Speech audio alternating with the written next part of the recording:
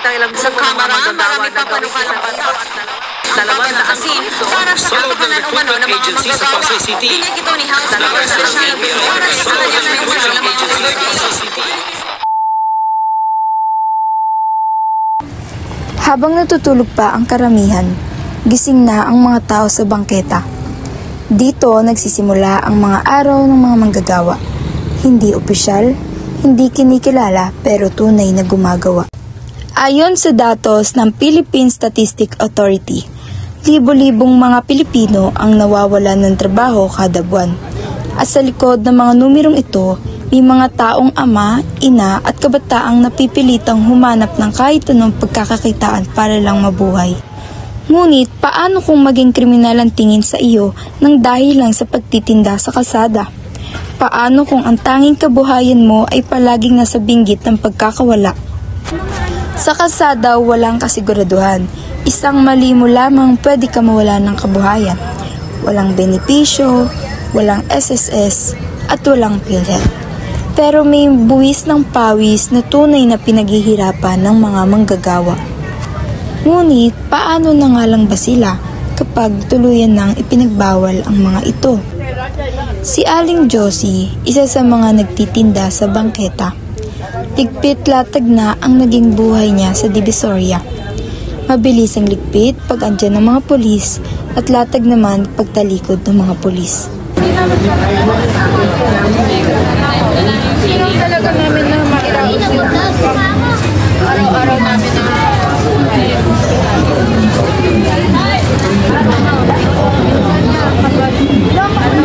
umaga, madaling araw na alas 10. Dito kayo mas wala pa rin naabot na lang ako kailangan Gaya ni Ate Josie, marami pang ibang may kaparehas niyang sitwasyon. Kung bibilangin, sa lugar pa lamang ng Divisoria ay napakaraming kagaya nila. Walang tuloy-tuloy na trabaho dahil kailangan nilang magligpit latag. Walang kasiguraduhang kita at walang permanenteng pwesto. Ayon sa mga ito, hindi naman nila magawang ipaglaban ang kanilang mga sarili dahil totoo namang mali ang kanilang estilo ng pagtitinda. Ngunit isa ring tanong nila kung paano na lamang ang buhay nila kung hindi sila makakagawa ng paraan upang mabuhay. Mula umaga hanggang gabi, hawak nila ang kanilang mga pag-asa, pag-asang makakaahon na sa kahirapan. Minsan sila'y nauutangan at madalas na tinatawaran. Ngunit gayon pa man ay patuloy pa rin sa pagnenegosyo at lumalaban.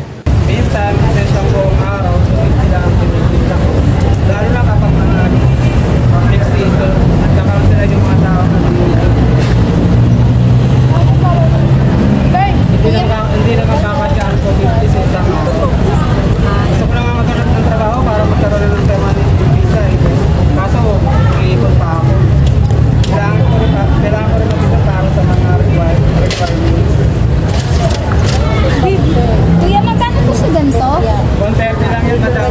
Wala na po yung bawas? Wala na. Sige po, salamat. Sa bawat araw na lumilipas, milyong-milyong Pilipino ang bumabangon ng maaga upang magtrabaho, umaasang may aangat ang kanilang pamilya mula sa kahirapan. Dito, ano po yun? Isang order nga po ng takoyaki. Sa inyo po to, ate? Hindi po yung nagkara na po. Magkano po sinasahod? 520 po. Wala, baba naman po. Nga po eh, wala pong magagawa kasi kailangan po talaga.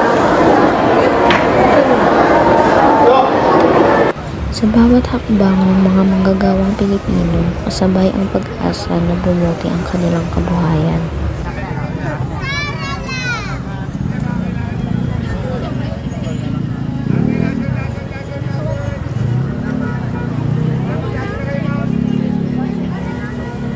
Pwede naman 350 pa ate. Sige na. Kailangan lang namin. Wala pa akong bed.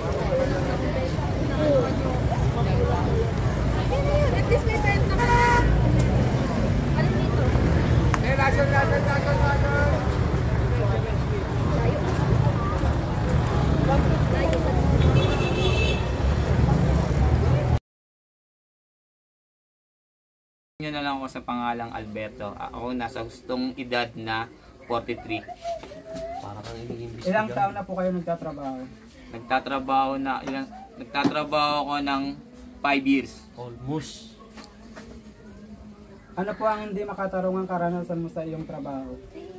Ang karanasan ko sa aking trabaho, pinapatrabaho kami ng sobra-sobra. Hindi binabayaran nila yung OT, tapos walang bayad, hindi hinihulugan nila yung SS, pag-ibig, walang benefits. Tapos pagka hindi ka sumunod, pagagalitan ka. Yun nga, hindi nila binabayaran yung OT, tapos walang hulog yung benefits. Tapos yun lang yung hindi nila maibigay. Second question. Walang 13 month. Gaano po ito naging kahirap? Mahirap para sa amin kasi pagdating ng pagtanda namin, wala kaming maaasahan na, halimbawa sa SSS, wala kaming maaasahan pension pagdating sa pagtanda namin. Siyempre, wala na kaming magiging trabaho nun. Kaya mahirap saan kami kukuha ng pagkain. Gaano po ito tumagal? Tumagal to, halos kung gaano ako nag-umpisa nagtrabaho, yun din ang yung 5 years kong pagtatrabaho, wala akong nakakuha sa company ko. Wala akong nakakuha doon, 15. Siyempre hindi pa uso na yung mga labor, kaya wala kami doon matakbuhan. Sapat po ba ang nagiging sahod mo noon? Noon sapat naman, nakaka-survive. Yung panahon na yun, sapat ang sahod kasi hindi pa mahalang mga bilihin. At tama-tama lang sa panggastos sa pang-araw-araw tsaka sa pag-aaral ng mga bata. Paano mo po ito nalagpasan? Nalagpasan ko to nung umalis na ako at umalis na ako doon sa company kasi alam ko wala akong magiging wala akong magiging wala akong magiging magandang kinabukasan doon, kaya lumipat ako sa isang company. Ako nga pala si Mark. Ang edad ko ay 38. Ano po ang hindi makatarungang karanasan mo sa inyong trabaho? Nang makatarungang karanasan ko sa trabaho, nung minsan ako'y napagbintangan sa isang bagay na hindi ko ginawa. Hanggang sa umabot sa paglilitis at ako'y nakulong. Gaano po ito naging kahirap? Naging napakahirap sa akin dahil sa may mga pamilyang umaasa sa akin para lang. Napakahirap. Pinagdudusahan ko ang isang kasalanang hindi ko ginawa ay naibintang lang sa akin. At yung taong gumawa ng kasalanan yun ay naging malaya. At ako ang nagdudusa sa kulungan. Kamusta na po yung naging buhay nyo ngayon? Naging buhay ko ngayon, nung nakauwi ako ng Pilipinas, may konting, kahit papaano, may konting ipon. Nagtayo ako ng konting sarili kong negosyo. Unti-unti ko pinalago.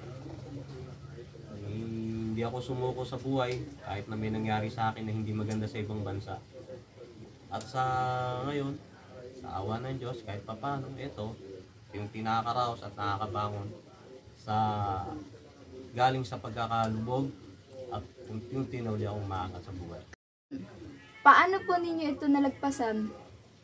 Yun nga, sa tulong ng ating gobyerno, may mga taong mababait at tinulungan ng isang kagaya ko na napagbintangan. At sa awa ng Diyos, Napauwi ako sa Pilipinas. ako na may napawalang sala at napalaya dahil sa hindi inaasang bagay, nahuli at may nagturo din na isang kaibigan na kapwa natin Pilipino na kung sino yung tunay na gumawa ng karumal-rumal na kasalanan. Oh. Una, nakapasok ako ng American Jeans.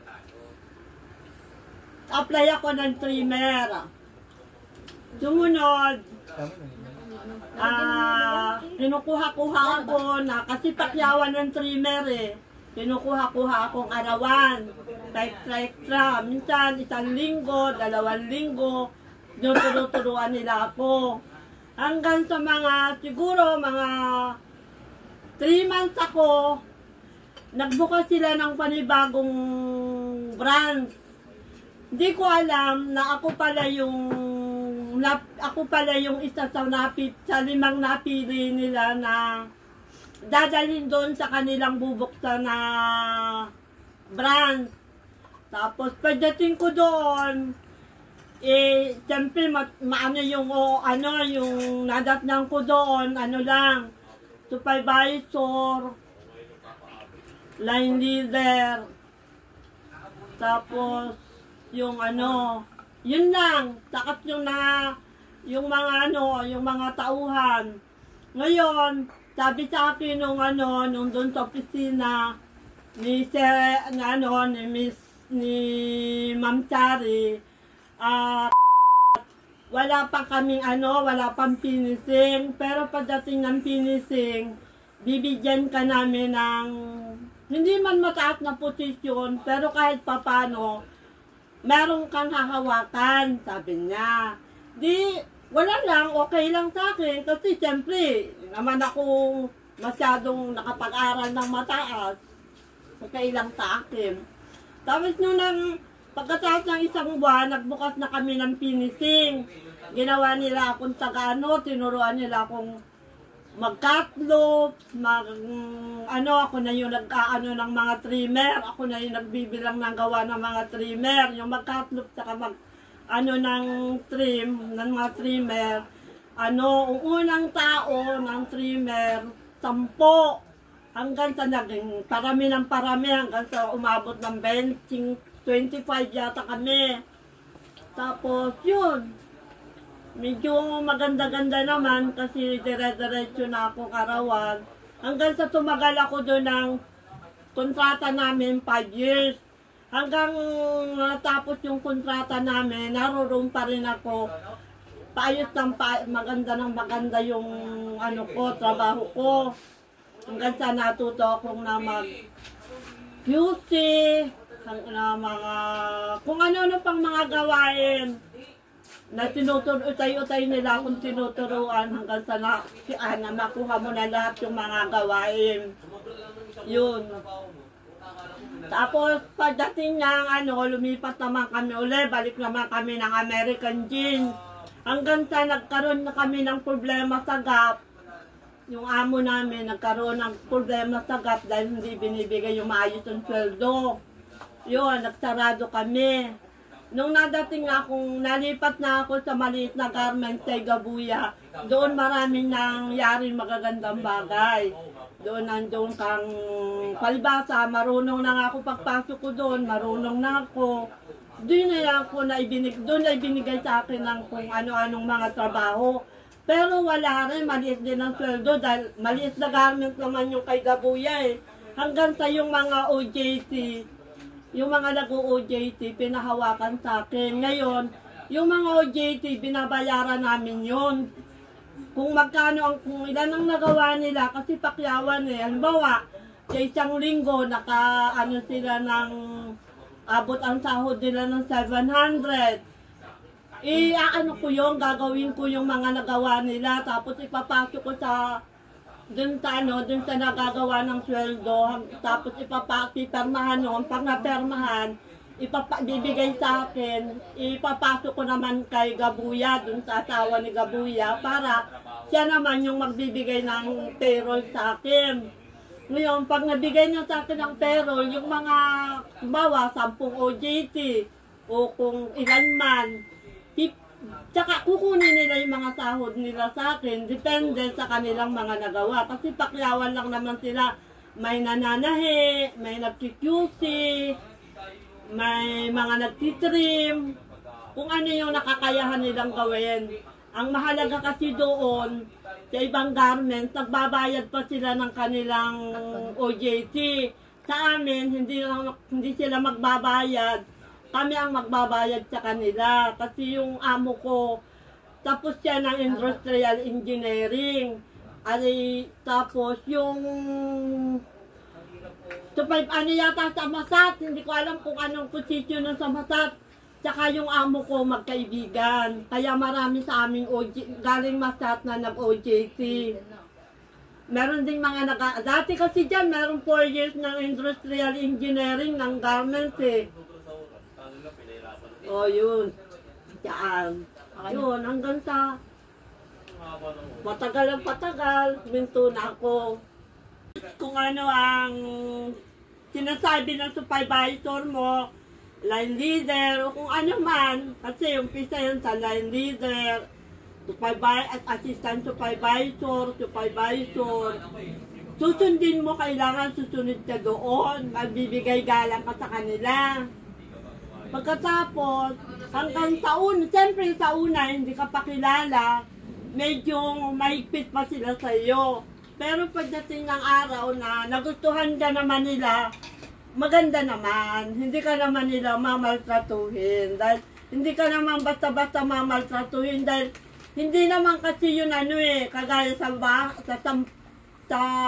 kasambahay, ganon. Hindi naman namumura-murahin ka ng amo mo. Hindi naman kasi pabrika yun patahian yun kailangan talaga, marami kasi doon mga matataas na sinusunod Hindi ka basta-basta mumurahin doon.